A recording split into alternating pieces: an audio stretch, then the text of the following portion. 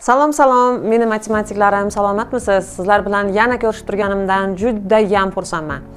Demak, sizlar bilan bugun yana uyga vazifasini tayyorlashni boshlaymiz. Avval sizlarga bir narsani eslatib qo'yishim kerak. Kanalimizga obuna bo'lishni unutmang. Va kommentariy yozing, albatta tanishlarga yuboring, hamda like bosing. Kommentariyda ismingizni aytib keting deganlar bor ekan. Ismim Zulayho. Zelish ustoz deyishadi ba'zilar, Zulayho ustoz deyishadi. Shuning uchun Zuline deb qo'ydik, ya'ni Zulayhoning bilim yo'li degan ma'noda kanalimizning nomini Zuline deb nomladik. Xo'p, demak aziz o'quvchilar, uyga vazifani tayyorlashni boshlaymiz. Uyga vazifa qilib 10 hamda 11 misollar berilgan. 10 misol doskaga yozilgan va sharti quyidagicha. Madina hayvonot bog'iga aylangani bordi va u hayvonot bog'ida bitta hayvonni yaxshi ko'rib qoldi. Mana shu misolni ishlab, uni o'sish tartibida joylashtirsangiz, ana shu hayvonni nomini topib olasiz deyilgan. Demak, biz misollarni ishlash ketma-ketligini boshlaymiz. Xo'p, qo'shish hamda ayirish, ko'paytirish hamda bo'lish ikkala guruhdagi amallar bitta misolda kelganda birinchi bo'lib ko'paytirish bo'lish hamda ikkinchi bo'lib qo'shish va ayirish amallarini bajarishimiz kerak. Agarda ko'paytirish hamda bo'lish amallari ketma-ketligi, masalan birinchi bo'lish keyin ko'paytirish bo'lsa, uni ana shunday ketma-ketlikda bajarib ketaveramiz. Albatta birinchi bo'lib ko'paytirish, keyin bo'lishni bajaramiz degan narsa yo'q. Shuning uchun mana shu bo'lish hamda ko'paytirish ketma-ket kelgan bo'lsa, mana shu ketma-ketlikda ishlab ketaveramiz. Demak, birinchi amalimiz 2700 ni 30 ga bo'lib olamiz, keyin 350 ga ko'paytirib olamiz hamda undan ayirib olamiz 90087 ni. Ikkinchisida, agar qavs kelgan bo'lsa, albatta birinchi bo'lib qavsni bajariladi va qavs tashqarisida ikkinchi bo'lib bo'lish bor ekan, keyin ko'paytirishni bajaramiz. Xo'p, endi keyingisida bunda ham qavs bor ekan, birinchi bo'lib qavsni bajaramiz, ikkinchi bo'lib ko'paytirish amali, uchinchi bo'lib ayirish amalini bajaramiz. Mana bu joyda esa bo'lish birinchi, keyin ko'paytirish kelyapti. Mana shu joyda birinchi bo'lib ko'paytiramiz, keyin bo'lamiz degan narsa yo'q. Ko'paytirish hamda bo'lish ketma-ketligi birin-ketin ketaveradi. Demak, 1, 2, 3. Demak, misolni ishlashni boshladik. Birinchi misol 2700 ni 30 ga bo'lib olamiz. 2700 ni 30 ga bo'layotganimizda biz 30 ni 3 ni orqasida bitta 0 bor, bu yerda ikkita 0 bor. Demak, mana shu 0 larni qisqartirib yuborsak bo'ladi. Bu 0 bilan bu 0 ni qisqartirib yuborsak bo'ladi. Bo'linuvchini ham, bo'luvchini ham 10 ga qisqartiryapmiz. Ya'ni 2700 ni ham 10 ga bo'lib yuboryapmiz, 30 ni ham 10 ga bo'lib yuboryapmiz. Natijada bizda 270 ni 3 ga bo'lganimizda 2700 ni 30 ga bo'lganimizga teng hisob chiqadi. Mana bundagi bitta 0 bilan bundagi bitta 0 ni bir-biriga qisqartirib yubordik va 270 ni 3 ga bo'lgan holatini demak ishlaymiz. 27 ni ichida 3 dan nechta? 9 ta. 9 kara 3 27. 27 dan 27 ni ayirsak 0. Mana bu 0 ni esa mana bu joyga yozib qo'ysam bo'ladi. Lekin qanday, nimaga u yerga 0 ga yozib qo'yamiz? Sababi mana 0 tushadi. 0 ni 3 ga bo'lsak 0, 0 kara 3 0 deb mana bunday qilib ishlanadi aslida. Shuning uchun mana shu 0 ni bu yoqqa olib o'tib qo'yamiz deymiz.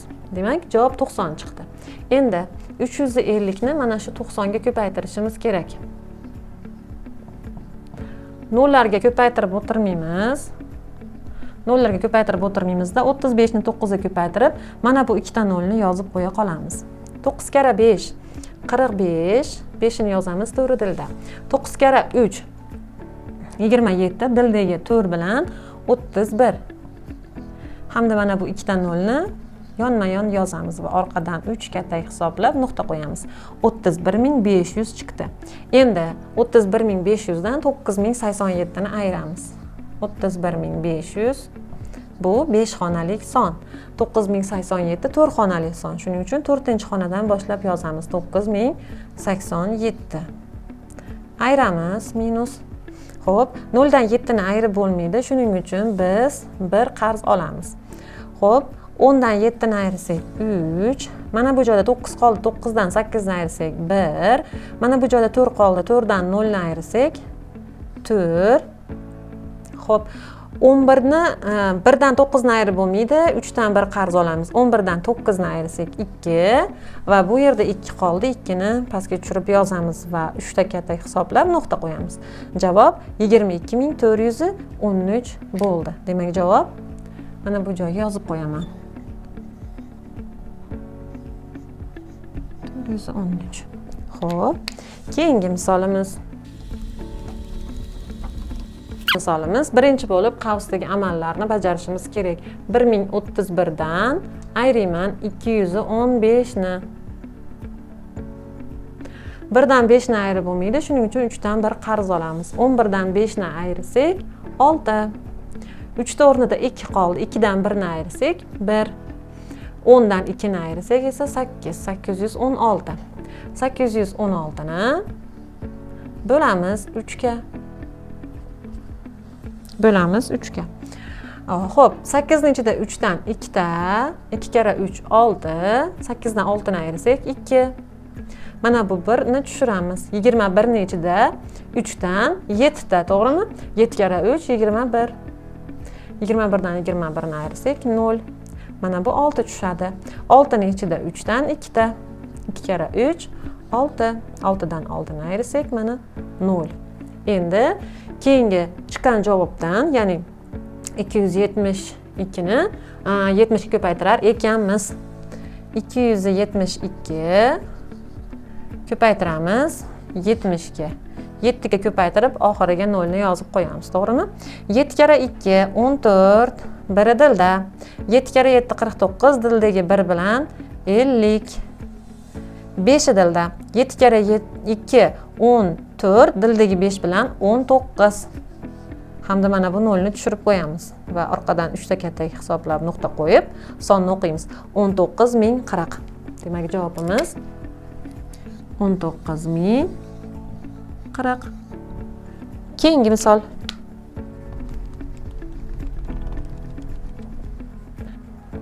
Keyingi misolimiz, demak, birinchi bo'lib qavs ichidagi amallarni bajarishimiz kerak. 5672 ga 2574 ni qo'shamiz. 5672 ga qo'shamiz 2574 ni. 2 ga 4 ni qo'shsak 6, 7 ga 7 ni qo'shsak 14, 4 ni yozamiz, biri dilda. 6 ga 5 ni qo'shsak 11, dildagi 1 bilan 12, yana biri dilda. 5 ga 2 ni qo'shsak 7, dildagi 1 bilan 8. Orqadan 3 ta tashlab nuqta qo'yamiz. 8246. Endi 3070 ni 9 ga ko'paytirishimiz kerak. Ikkinchi amalimiz 3070 ni 9 ga ko'paytiramiz. 9 kere 0 0, 9 kere 9 63, 3 ni yozamiz, 6si dilda. 9 kere 0 0, dildagi 6 bilan 6. 9 kere 3 27. Mana 27630. Endi shu chiqqan javobdan, mana bu qavsdan chiqqan javobni ayirishimiz kerak. 27630 5 xonali son, mana bu 4 xonali son, 8246. Shuni 4-xonadan yozishni boshlayapman. 8246. Ayriyman.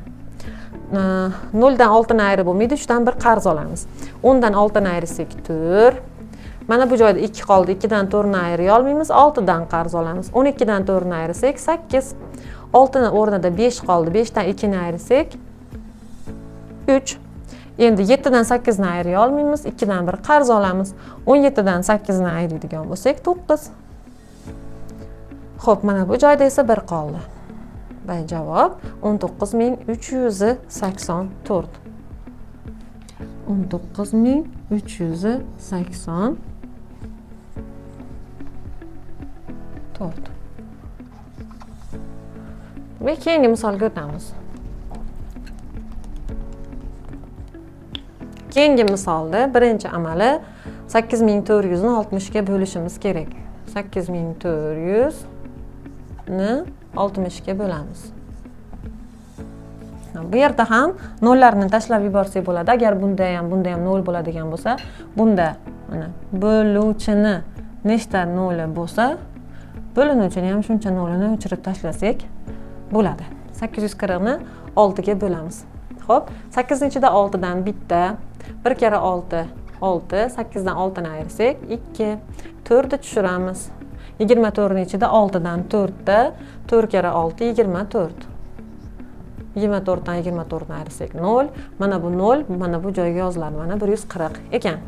Endi 140 ni biz 15 ga ko'paytiramiz. 140 ko'paytiramiz 15 ga. 5 kere 0, 0, 5 kere 4, 20, 0 ni yozamiz, ikkisi dilda. 5 kere 1, 5, dildagi 2 bilan 7. 1 kere 0, 0, 1 kere 4, 4, 1 kere 1, 1. Qo'shamiz, xo'p, 0, 0, 4 ga 7 ni qo'shsak 11, 1 dilda. Mana bu 1 bilan 2.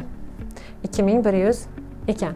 Endi 2100 ga 15950 ni qo'shishimiz kerak. Xo'p, mana bu joyga yozib olaman. 15950 bu 5 xonalik son, 2100 esa 4 xonalik son. Demak, 4-xonasidan yozyapman. 2100 qo'shib olamiz. 0 ga 0 ni qo'shsak 0, 5 ga 0 ni qo'shsak 5, 9 ga 1 ni qo'shsak 10, 1 dilda. 5 ga 2 ni qo'shsak 7, dildagi 1 bilan 8. Mana bu 1 o'zi tushadi. 18050 ekan. Demak, javob 18050. Endi bizda masala shartida nima deyilganida, Madina hayvonot bog'iga borib, bitta jonivorni juda ham yaxshi ko'rib qoldi. Ana shu jonivorning nomini topishingiz uchun siz misolni javoblarini o'sib borish tartibida joylashtiring degan. Xo'p. Demak, eng kichkina raqam bu yerda 18050 ekan. Demak, 18050 javob birinchi harfi, demak, birinchi harfimiz L ekan.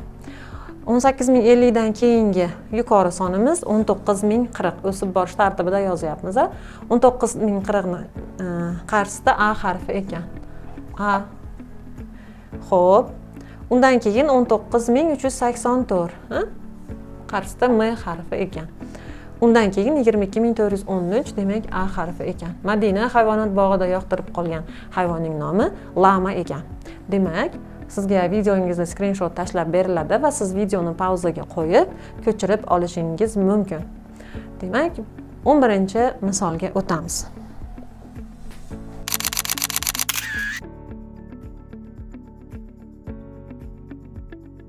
Xo'p, endi aziz o'quvchilar, 11-masalaga o'tamiz. Mana nomer 11 deb yozib oldim.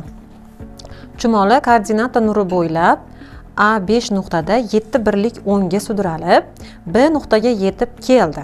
Xo'p, shart bo'yicha har bitta kesimni 1 santimetrdan deb olamiz ekan, hamda son nuri bo'ylab u A nuqtaga, ya'ni 5 ga bordi. 5 da ekan. Demak, chumoli A5 nuqtada ekan. Xo'p, 1, 2, 3, 4, 5. Chumoli mana bu nuqtada, A nuqtada ekan. Xo'p, endi 7 birlik o'ngga sudralib bordi. Demak, 1, 2, 3, 4, 5, 6, 7. Mana bu joyda 7 birlik o'ngga sudralib borib deyapti. B nuqtaga yetib keldi. Mana shu B nuqtasi ekan. Bu B nuqta nechiga teng bo'ladi? Demak, 6, 7, 8, 9, 10, 11, 12 nuqtaga yetib kelibdi. B nuqtadan 3 birlik chapga o'rmaladi. Endi u yana orqaga qaytyapti, chapga deyapti. Demak, 3 nuqta o'rmalagan bo'lsa 1, 2, 3. Mana bu joyda ekan. S nuqtaga keldi. Mana bu S nuqta. Xo'p, S nuqtadan esa D7 nuqtaga qarab harakatlandi. Mana S nuqtadan D7 ga, mana bu yerda 7 da D bor ekan.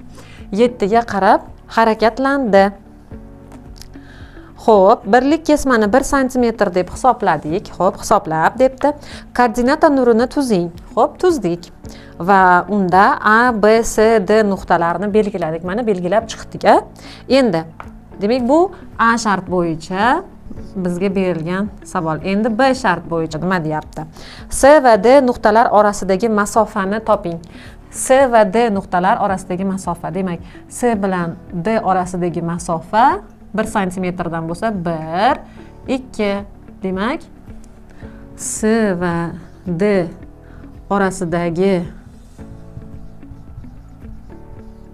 masofa 2 santimetr ekan. 2 santimetr ekan. Mana boshqa shartlarimiz bormi? Yo'q ekan shartlarimiz. Demak, sizlar bilan 11-masalani ham juda osonlik bilan yechib oldik. Sizlar bilan xayrlashaman. Kanalimizga obuna bo'ling, like bosing, kommentariy yozing hamda yaqinlaringizga ulashib qo'ying. Bizni yo'qotmaslik uchun albatta kanalimizga obuna bo'ling. Instagram kanalimizga ham obuna bo'lishingizni so'rayman va bizni rivojlanishimiz sizlarning obuna bo'lishingiz, ko'payishingizga bog'liq. Xayr, salomat bo'ling.